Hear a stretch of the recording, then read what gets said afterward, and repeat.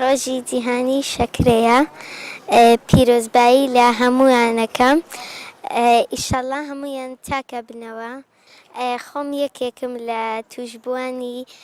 نەخۆشی شەکرە هیوادارم چارەسەرمان بکەن دەرمانی باشمان پێ بدەن.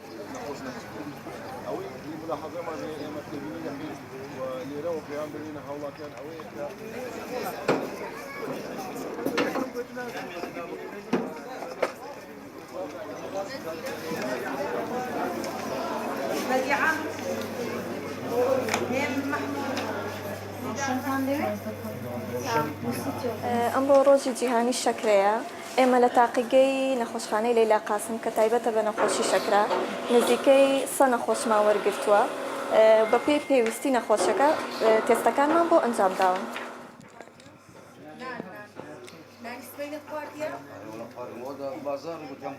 ساردەی نۆڤەمبەر ڕۆژی جیهانی شەکرەیە کە ڕۆژێکە لە WHO تهدید کرایە بۆ ڕۆژی شەکرە.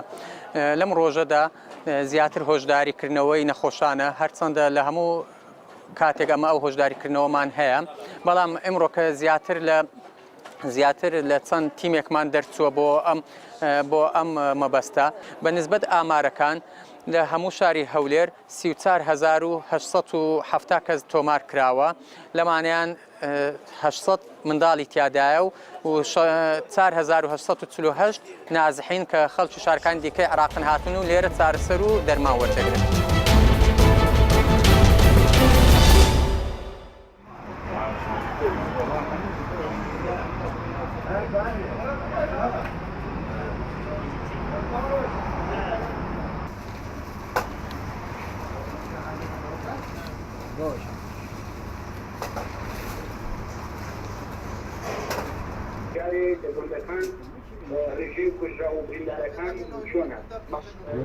تش ارزانه گل ارزانه لایلو یا که گل بار فرقه مثلا پارمدا 50 چشاوی ها که تا 4 میدره 6 بعد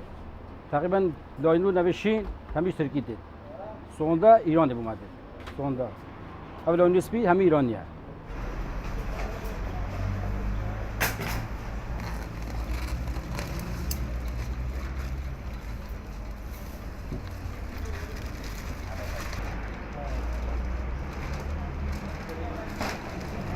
هر سال ویدمی راستی پاییزا خلق بس هت نایلونید کرد چون کو باران تد و آورت هند دفمت کردن و خلق گندا و سربان عبد بانت وان آخ بشی افشاره هاتی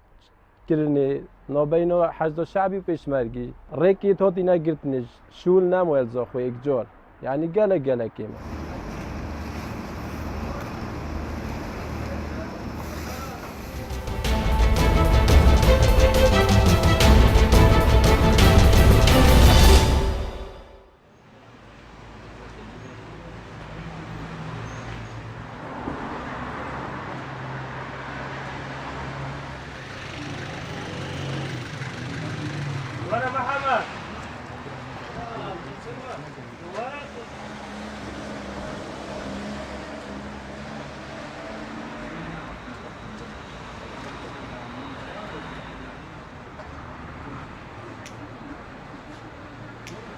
والله سوری ما دائما زستانی باصله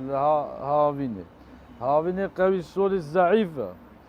بس نکر زستانی باصله الحمدلله نکش قایران عالم قوی بخوده براوت چه که باصله که بکرید 30-40 دیناره بخود چه که داره باصله